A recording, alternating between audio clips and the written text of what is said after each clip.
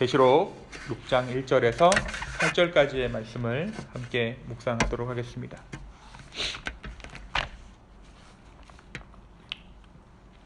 제가 한 절, 여러분이 한 절, 그리고 마지막 절은 우리 함께 듣도록 하겠습니다.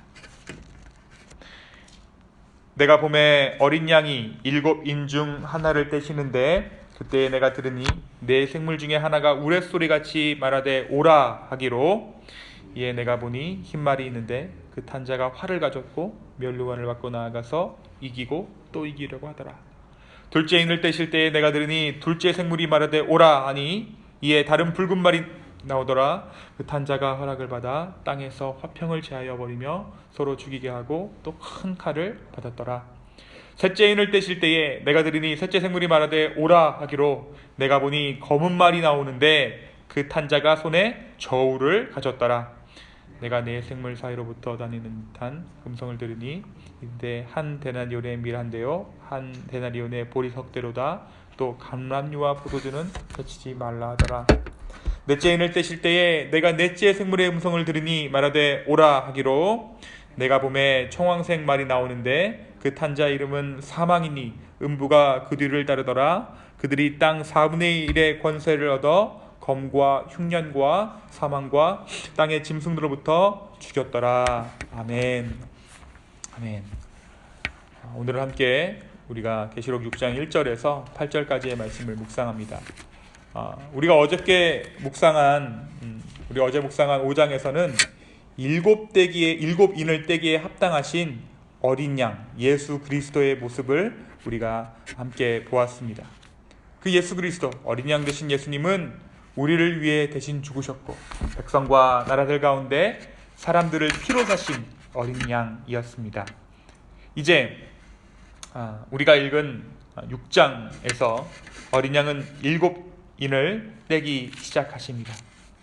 계시록 6장은 크게 두 부분으로 나뉘어지는데, 전반부는 오늘 저와 여러분이 읽으신 넷째 인이 떼어지는 장면까지입니다. 이 네 가지 인은 모두 말들이 등장해요. 네 생물이 오라 하면 말들이 한 마리씩 등장합니다. 그런데 이 말들이 전부 색깔이 달라요. 그 말들이 등장해서 각각 심판의 사명들을 감당하는데, 이 심판의 사명들을 잘 보면 이 말세에, 하나님의 때에 이 세상이 어떠한 모습이 될 것인가 되었는가에 대해서 우리가 볼 수 있습니다. 확인할 수 있습니다. 맨 처음에 첫 번째 인을 떼시자, 어린 양이 첫 번째 인을 떼시자 흰 말이 등장합니다. 하얀 말이 등장해요. 이 흰 말을 탄 자는 활을 가졌습니다. 그가 가진 무기는 활이었어요. 면류관을 받고, 승리를 하고 면류관을 받고 나가서 이기고 또 이기려고 합니다. 또 혹자들은 이 흰 말을 탄 자가 예수 그리스도라고 해석하고 승리자된 그리스도를 상징한다고 하지만, 사실 이 흰 말을 탄 자는 전쟁을 일으키는 자입니다. 그는 활을 들고 있고 이미 전쟁에서 승리했지만 계속해서 전쟁을 일으키려고 하는 자가 이 활을 든 흰 말을 탄 자의 모습인 것이죠. 어린 양이 둘째 인을 떼시자 이번엔 무슨 색 말이 등장합니까? 이번에는 붉은색 말이 등장해요. 이 붉은색 말을 탄 자는 땅에서 화평을 제하여 버립니다. 평화가 없게 해요. 그리고 서로 죽이게 만들고 또 큰 칼을 받습니다. 이 붉은 말을 탄 자가 쥐인 무기는 큰 칼이에요. 이 붉은 말은 전쟁을 상징합니다. 붉은 말을 탄 자는 전쟁을 일으키도록 하나님과 어린 양에게 허락을 받은 것이에요. 어린 양이 셋째 인을 떼시자 이번에는 검은 말이 등장하죠. 흑마가 등장합니다. 이제 앞에 두 말과 다르게 검은 말을 탄 자는 무기가 무엇이냐면, 무기가 아니라 저울을 들고 있어요. 근데 이 재앙은 기근을 나타냅니다. 이 검은 말이 가지고 온 재앙은 이미 앞서 지나간 흰 말과 붉은 말로 인한 그 전쟁에 따른 기근을 나타내고 있는 것이에요. 그래서 뭐라고 이야기합니까? 한 데나리온이 밀 한 대요, 한 데나리온의 보리 석 대라는 이 말씀은 이 재앙이 어떠한 재앙인가라는 것을 우리로 하여금 알 수 있게 해요. 원래는 이 한 데나리온은 당시의 하루 품삯입니다. 원래는 이 한 데나리온에 밀 한 10대는 사야 돼요. 그런데 기근이 임하자 이 한 데나리온에 밀 한 대밖에 살 수 없게 된 것입니다. 식량값이 10배나, 그러니까 완전히 식량이 올랐다라는 것을 상징적으로 보여주고 있는 것이에요. 어린 양이 넷째 인을 떼시자 이번에 무슨 생말이 등장합니까? 이번에는 청황색 말이 등장합니다. 청황색 말을 탄 자의 이름은 사망입니다. 그러니까 앞에 세 가지 말이 등장하고 나서 맨 마지막에 완전 죽음으로 심판하는 거예요. 음부가 그 뒤를 따릅니다. 이 말을 탄 자들은 땅 4분의 1에 이르는 권세를 얻습니다. 땅 전부를 멸망하게 하는 것이 아니라 일부, 그 중에서 4분의 1만을 이들이 멸망에 이를 사망으로 덮을 만한 권세를 얻습니다. 이 땅 4분의 1이 이 사망의 말들로 인해 죽음 가운데 처하게 된 것입니다. 청황색 말을 탄 자들은 칼과 흉년과 사망과 땅의 짐승들을 이용해 이 땅의 사람들을 죽입니다. 이는 마치 앞에 세 가지 재앙들을 요약해 놓은 것 같습니다. 사랑하는 여러분, 오늘 말씀이 우리에게 뭘 얘기하는 걸까요? 말들이 등장하고 전쟁이 일어나고 기근이 일어나고 사망이 뒤따르고, 여러분, 이 네 가지의 말들이 등장하는 이 세상의 이야기가 먼 미래의 이야기처럼 들리십니까? 아니에요. 이 네 마리의 말 심판은 지금 이 시대를 정확하게 말해주고 있는 거예요.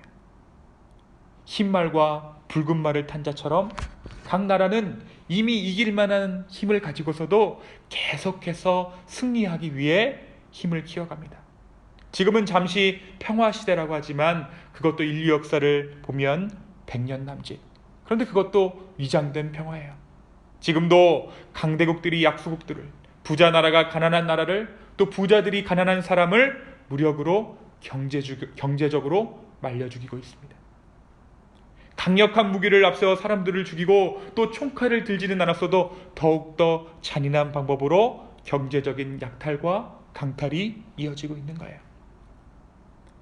또 한번 생각해 보십시오. 갈수록 농사 기술은 발달해서 곡물들이 풍성하고 수확량은 많아지는데, 제가 미국 슈퍼 가서 깜짝 놀랐습니다. 제가 미국 처음 와서 미국 슈퍼마켓을 가는데 깜짝 놀랐어요. 동네 구멍가게들도 너무 뭐든지 풍성풍성한 거예요. 막 밀가루도 몇 수십 가지 종류가 있고, 시리얼도 막 수십 가지 종류가 있고, 쌀도 막 긴 거 짧은 거. 유사일에 요즘처럼 먹을 것이 풍족한 적이 없는데 굶어 죽거나 제대로 된 간단한 치료를 받지 못해 죽어가는 사람들이 점점 많아져요. 곡물의 가격은 점점 올라갑니다. 마치 검은 말을 탄 자가 지나간 자리처럼 경제전쟁의 이면에 기근과 굶주림이 가득하게 된 세상이에요. 이 붉은 말과 흰 말과 이 검은 말이 지나간 자리에 뭐가 지나갑니까? 사망이 지나갔죠. 마찬가지로 이 전쟁과 이 기근 가운데 수많은 사람들이 지금도 죽어가고 있습니다. 육적으로, 정신적으로, 영적으로. 수많은 사람들이 지금도 목숨을 잃어가고 있다는 거예요. 지금이 바로 마지막 때요, 하나님의 심판이 진행 중이라는 것입니다. 그런데 오늘 말씀을 잘 보면 예수님은 다만 그 인을 떼실 뿐 이들에게 어떤 명령을 내리지도 않아요. 내 생물이 그냥 오라라고 명령하니까 말들이 막 등장합니다.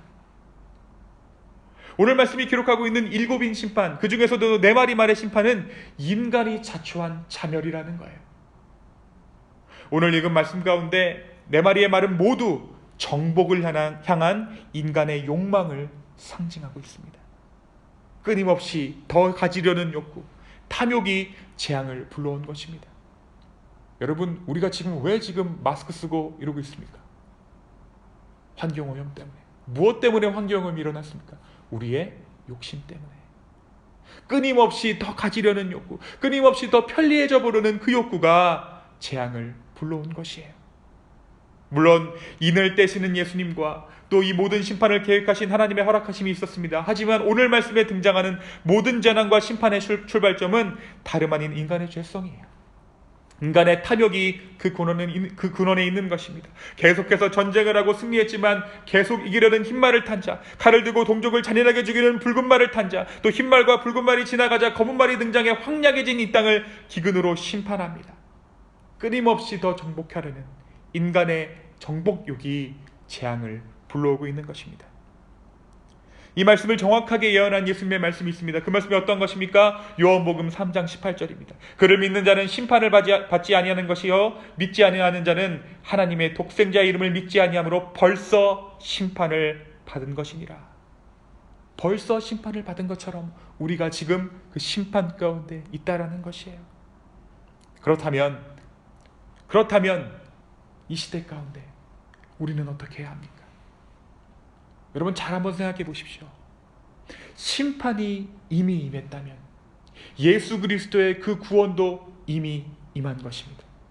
심판이 이미 임했다면 다시 오실 그 예수님도 우리가 이 땅 가운데 소망하면서 그 예수 그리스도께서 하신 그 일을 교회가, 저와 여러분이 그 구원의 사역 가운데 함께할 수 있는 것이에요. 우리 주님을 소망 삼아야 합니다.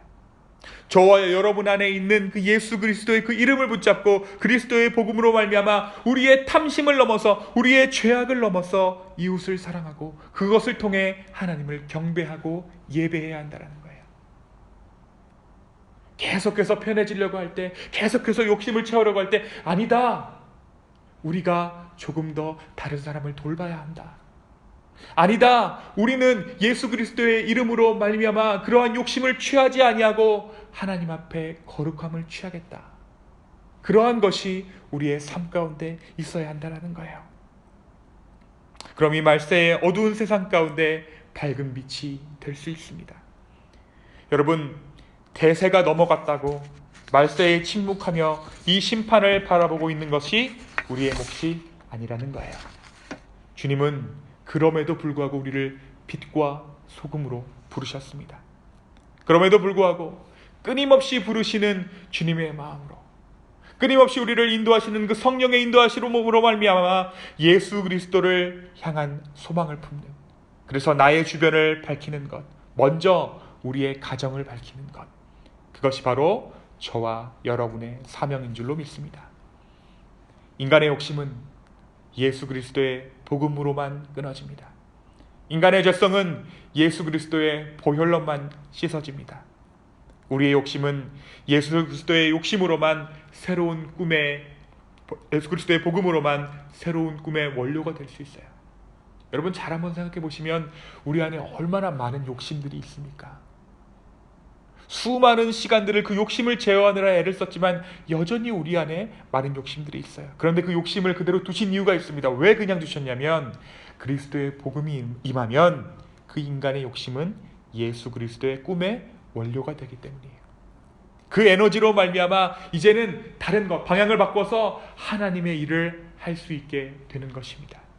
오늘 우리 안에 있는 탐욕이 그리스도를 향한 갈망함으로 변화하는 놀라운 은혜가 있게 되기를, 우리 기도 가운데 이러한 은혜가 있게 되기를 예수님의 이름으로 소망합니다. 이 시간 함께 기도하시겠습니다. 주님 감사합니다. 오늘 이 아침에 우리로 하여금 주님 앞에 기도하게 하시고 또 예배하게 하시니 주여 감사합니다. 주님께서 말씀하시기를 너에게 이르노니 내 말을 듣고 또 나 보내신 이를 믿는 자는 영생을 얻었고 심판에 이르지 아니하나니 사망에서 생명으로 옮겼느니라.